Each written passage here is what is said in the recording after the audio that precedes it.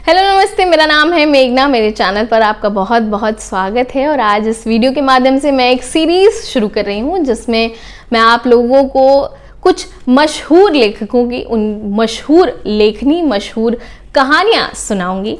और आज के इस पहले वीडियो में मैं सुनाने जा रही हूँ मंटो साहब की लिखी टोबा टेक सिंह। तो आइए शुरू करते हैं।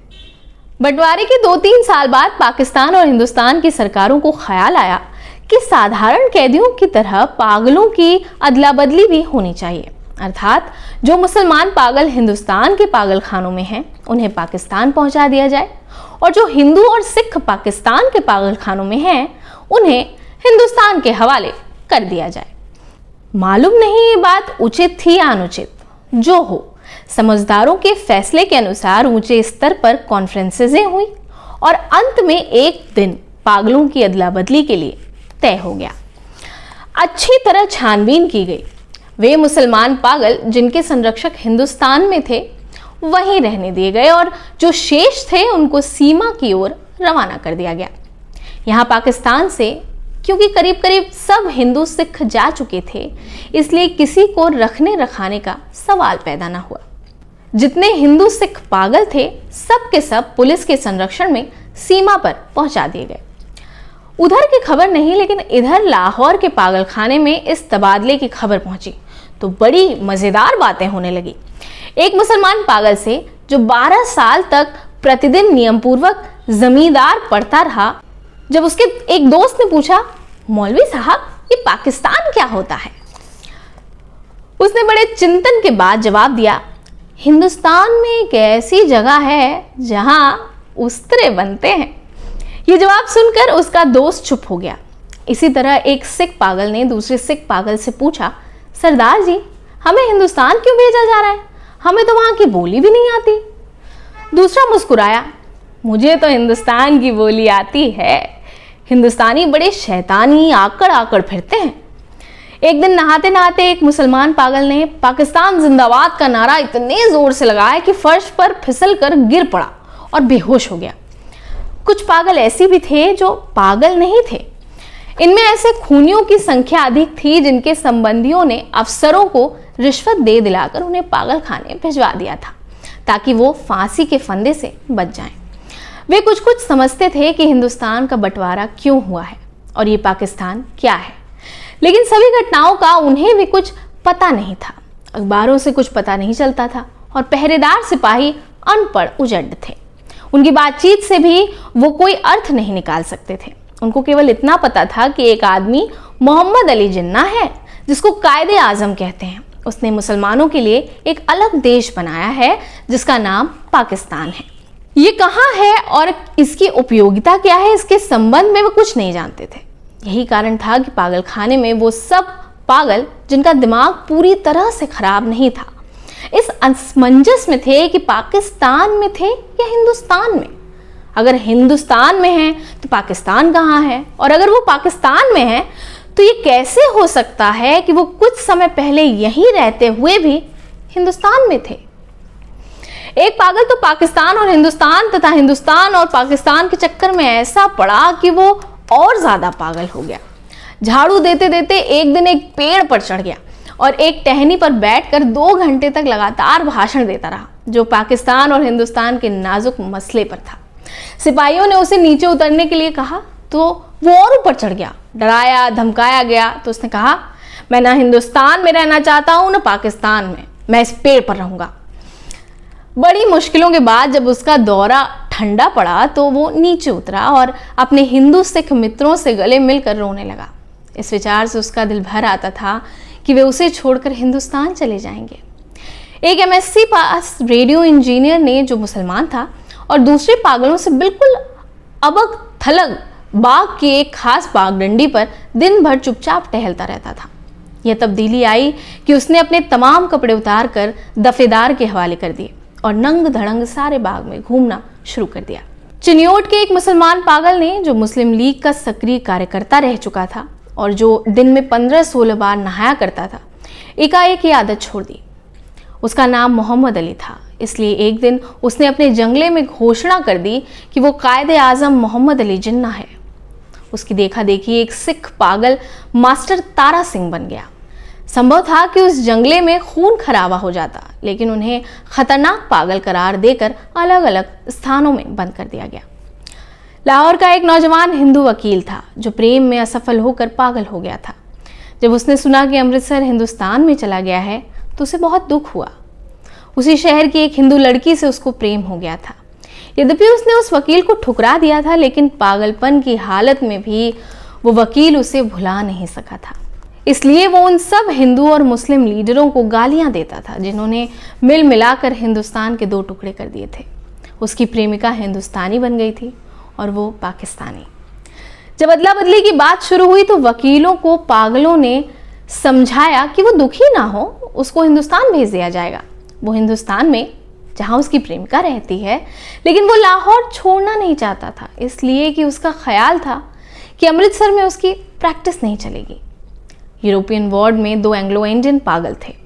उनको जब मालूम हुआ कि हिंदुस्तान को आज़ाद करके अंग्रेज चले गए हैं तो उनको बड़ा दुख हुआ। वो छुप छुप कर घंटों आपस में इस गंभीर समस्या पर बातचीत किया करते थे कि पागल खाने में अब उनकी हैसियत किस तरह होगी। यूरोपियन वार्ड रहेगा या उड़ा दिया जाएगा? ब्रेकफास्ट मिलेगा या नहीं? क्या उन्हें डबल रोटी के बजाय ब्लडी इंडियन चपाती से पेट भरना पड़ेगा? एक सिख था जिसको पागलखाने में दाखिल हुए 15 साल हो चुके थे। हर समय उसके मुंह से ये विचित्र शब्द सुनने में आते थे, ओपड़ दी गड़गड़ दी, एनेक्स दी बेद्या दी, मूंग दी दाल, आव दी लालटे। वो दिन को सोता था न रात को। पहरेदारों का कहना था कि 15 वर्ष के इस लंबे समय में वो एक क्षण के लिए भी नहीं सोया था, लेटता भी नहीं था। हाँ, कभी कभी दीवार के साथ टेक लगा लेता था। हर समय खड़े रहने से उसके पांव सूज गए थे, पिंडलियां फूल गई थी, लेकिन उस शारीरिक कष्ट के बावजूद वो लेटकर आराम नहीं करता था। हिंदुस्तान, पाकिस्तान और पागलों की अदला बदली के बारे में जब कभी पागलखाने में बातचीत होती थी तो वो बड़े ध्यान से सुनता था। कोई उससे पूछता था कि उसका क्या ख्याल है तो वो गंभीरता से जवाब देता, ओपर दी गड़गड़ दी, एनेक्स दी बेध्याना दी, मूंग दी दाल, आव दी पाकिस्तान गवर्नमेंट। लेकिन बाद में आव दी पाकिस्तान गवर्नमेंट की जगह आव दी टोबा टेक सिंह ने ले ली और उसने दूसरे पागलों से पूछना शुरू किया कि टोबा टेक सिंह कहाँ है, जहाँ का वो रहने वाला है। लेकिन किसी को भी मालूम नहीं था कि वो पाकिस्तान में है या हिंदुस्तान में। जो बताने की कोशिश करते थे खुद इस चक्कर में फंस जाते थे कि सियालकोट पहले हिंदुस्तान में होता था, पर अब सुना है कि पाकिस्तान में है। क्या पता है कि लाहौर जो अब पाकिस्तान में है कल हिंदुस्तान में चला जाए, ये सारा हिंदुस्तान ही पाकिस्तान बन जाए। और ये भी कौन छाती पर हाथ रखकर कह सकता था कि हिंदुस्तान और पाकिस्तान दोनों किसी दिन सिरे से ही गायब ना हो जाए। इस सिख पागल के केश झड़ते रहने के कारण अब बहुत थोड़े से रह गए थे। चूंकि वह बहुत कम नहाता था, इसलिए दाढ़ी और सिर के बाल आपस में जम गए थे, जिसके कारण उसकी शक्ल बड़ी भयानक हो गई थी। लेकिन आदमी बड़ा अहानिकारक था। 15 वर्षों में उसने किसी से कोई झगड़ा फसाद नहीं किया था। पागल खाने के जो पुराने नौकर थे वे उसके बारे में इतना जानते थे कि टोबा टेक सिंह में उसकी काफ़ी ज़मीनें थीं। अच्छा खाता पीता जमींदार था कि अचानक ही दिमाग उलट गया। उसके संबंधी लोहे की मोटी मोटी जंजीरों से बांध कर लाए और पागल खाने में दाखिल करा गए। महीने में एक बार मुलाकात को वो ये लोग आते थे और उसकी राजी खुशी मालूम करके चले जाते थे। एक समय तक यह सिलसिला चलता रहा, लेकिन जब पाकिस्तान हिंदुस्तान की गड़बड़ शुरू हो गई तो उनका आना बंद हो गया। उसका नाम बिशन सिंह था, मगर सब उसे टोबा टेक सिंह कहते थे। उसे ये बिल्कुल मालूम न था कि दिन कौन सा है, महीना कौन सा है या कितने साल बीत चुके हैं। लेकिन हर महीने जब उसके संबंधी उससे मिलने आते थे तो उसे अपने आप पता चल जाता था। अतः वह दफेदार से कहता कि उसके मुलाकाती आ रहे हैं। उस दिन वह अच्छी तरह नहाता, बदन पर खूब साबुन घिसता और सिर में तेल लगाकर कंघा करता। अपने कपड़े जो वह कभी इस्तेमाल नहीं करता था निकलवा कर पहनता और यूं सच सवर कर मिलने वालों के पास जाता। वे उससे कुछ पूछते तो वो चुप रहता या कभी कभी ओपर दी गड़गड़ दी, एनेक्स दी बेध्याना दी, मूंग दी दाल, आवी दी लालटेन कह देता। उसकी एक लड़की थी जो हर महीने एक उंगली बढ़ती 15 वर्ष जवान हो चुकी थी। बिशन सिंह उसे पहचानता ही नहीं था। जब वह बच्ची थी तब भी वो अपने बाप को देखकर रोती थी और अब भी वो अपने बाप को देखकर रोती थी। पाकिस्तान और हिंदुस्तान का किस्सा शुरू हुआ तो उसने दूसरे पागलों से पूछना शुरू किया कि टोबा टेक सिंह कहाँ है। जब संतोषजनक उत्तर ना मिला तो उसकी चिंता दिनों दिन बढ़ती गई। अब मुलाकाती भी नहीं आते थे। पहले तो उसे अपने आप पता चल जाता था कि मिलने वाले आ रहे हैं, पर अब से उसके दिल की आवाज़ भी बंद हो गई थी जो उसे उसके आने की खबर दे दिया करती थी। उसकी बड़ी इच्छा थी कि वे लोग आएं जो उसके प्रति प्रेम प्रदर्शित करते थे और उसके लिए फल, मिठाइयाँ और कपड़े लेकर आते थे। वह अगर पूछता कि टोबा टेक सिंह कहाँ है तो वे लोग तो सचमुच बता देते कि पाकिस्तान में है या हिंदुस्तान में, क्योंकि उसका ख्याल था कि टोबा टेक सिंह से ही आते थे जहां उसकी ज़मीनें थी। पागल खाने में एक पागल ऐसा भी था जो अपने आप को खुदा कहता था। उससे एक दिन जब बिशन सिंह ने पूछा कि टोबा टेक सिंह पाकिस्तान में है या हिंदुस्तान में, तो उसने अपनी आदत के मुताबिक एक कहकहा लगाया और कहा वो न पाकिस्तान में है न हिंदुस्तान में, इसलिए कि हमने अभी तक हुक्म ही नहीं दिया है। बिशन सिंह ने उस खुदा से कई बार बड़ी मिन्नत खुशामद से कहा कि वह हुक्म दे दे ताकि झंझट खत्म हो, मगर वो बहुत व्यस्त था क्योंकि उसे और भी बहुत सारे हुक्म देने थे। एक दिन तंग आकर वो उस पर बरस पड़ा। ऊपर दी गड़गड़ दी, एनेक्स दी, बेध्याना दी, मूंग दी दाल, आप वाहे गुरु जी दा खालसा एंड वाहे गुरु जी दी फतेह, जो बोले सो निहाल, सत श्री अकाल। उसका शायद ये मतलब था कि तुम मुसलमानों के खुदा हो, सिखों के खुदा होते तो ज़रूर मेरी सुनते। अदला बदली से कुछ दिन पहले टोबा टेक सिंह का एक मुसलमान जो उसका दोस्त था मुलाकात के लिए आया। पहले वो कभी नहीं आया था। जब बिशन सिंह ने उसे देखा तो एक तरफ हट गया और वापस जाने लगा, लेकिन सिपाहियों ने उसे रोका। कहा, ये तुमसे मिलने आया है, तुम्हारा दोस्त फजलदीन है। बिशन सिंह ने फजलदीन को एक नज़र देखा और कुछ बड़बड़ाने लगा। फजलदीन ने आगे बढ़कर उसके कंधे पर हाथ रख दिया।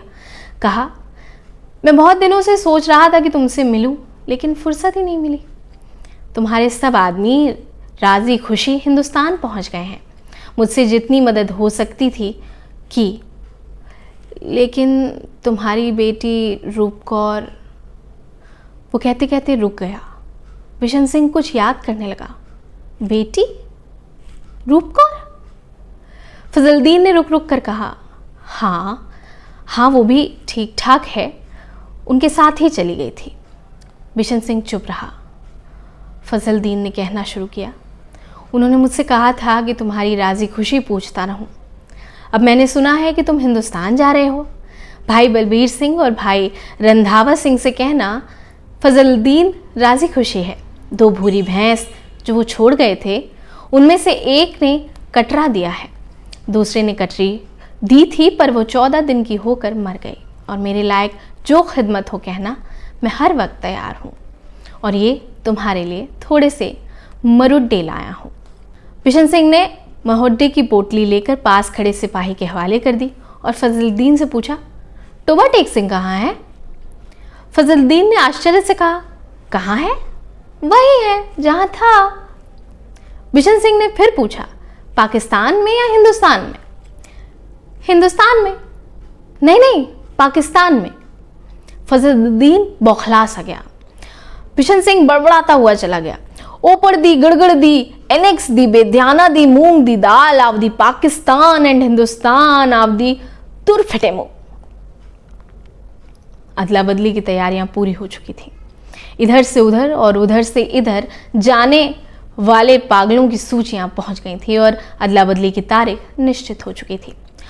कड़ाके का जाड़ा पड़ रहा था जब लाहौर के पागलखाने से हिंदू सिख पागलों से भरी लारियां पुलिस के संरक्षक दस्ते के साथ रवाना हुई। उनसे संबंधित अफसर भी उनके साथ थे। बागा की सीमा पर दोनों ओर की सुपरिटेंडेंट एक दूसरे से मिले और प्रारंभिक कार्रवाई खत्म होने के बाद अदला बदली शुरू हो गई, जो रात भर चलती रही। पागलों की लारियां से निकलने और उनको दूसरे अफसरों के हवाले करना बड़ा कठिन था। कुछ तो बाहर निकलते ही नहीं थे, जो निकलने को तैयार होते उनको संभालना मुश्किल हो जाता, क्योंकि वे इधर उधर भाग खड़े होते। जो नंगे थे उनको कपड़े पहनाए जाते तो वो फाड़ कर अपने तन से अलग कर देते। कोई गालियां बक रहा था, कोई गाना गा रहा था, आपस में लड़ झगड़ रहे हैं और रो रहे हैं, कान पड़ी आवाज़ सुनाई नहीं देती। पागल स्त्रियों का शोरगुल अलग था और इतनी कड़ाके की ठंड थी कि दांत बज रहे थे।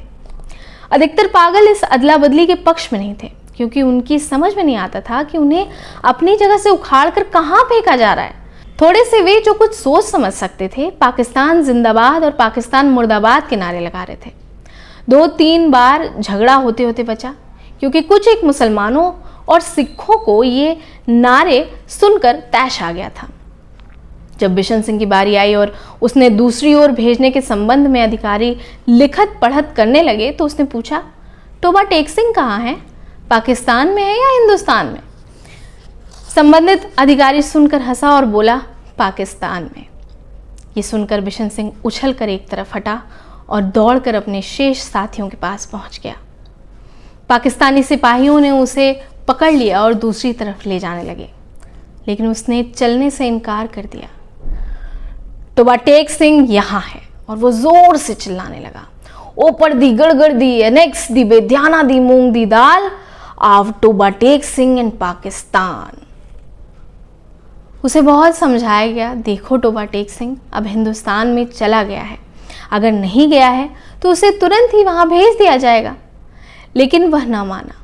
जब उसे ज़बरदस्ती दूसरी ओर ले जाने की कोशिश की गई तो वो बीच में एक स्थान पर इस प्रकार अपनी सूजी हुई टांगों पर खड़ा हो गया जैसे अब कोई ताकत उसे वहां से हिला नहीं सकेगी।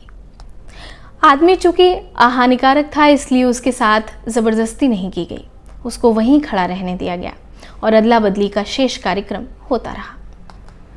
सूरज निकलने से पहले उस स्थान पर शांत स्थिर खड़े बिशन सिंह के मुंह से एक भयानक चीख निकली। इधर उधर से कई अफसर दौड़ आए और देखा कि वो आदमी जो 15 साल तक दिन रात अपनी टांगों पर खड़ा था, औंधे मुंह गिर गया। उसकी टांगों के पीछे हिंदुस्तान के पागलों का दायरा था और उसके सिर की ओर पाकिस्तान के पागलों का दायरा था, और बीच की भूमि में जिसका कोई नाम न था, टोबा टेक सिंह पड़ा था। आपको ये कहानी कैसे लगी मुझे कमेंट सेक्शन में ज़रूर बताइएगा, और आप मुझसे और कौन सी कहानियाँ सुनना चाहते हैं इसका जिक्र भी कमेंट सेक्शन में कर दीजिएगा। बाकी इस कहानी से जुड़ी किताब का लिंक आपको मेरे डिस्क्रिप्शन बॉक्स में मिल जाएगा, वहाँ से आप ये किताब मंगवा सकते हैं।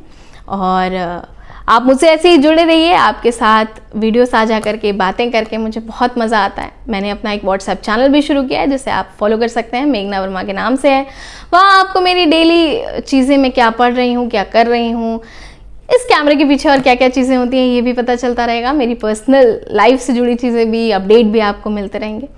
बाकी आप मुझसे चाहें तो मेरे इंस्टाग्राम पे भी जुड़ सकते हैं, वहाँ भी मैं अवेलेबल हूँ, किताबों की चर्चा करती हूँ।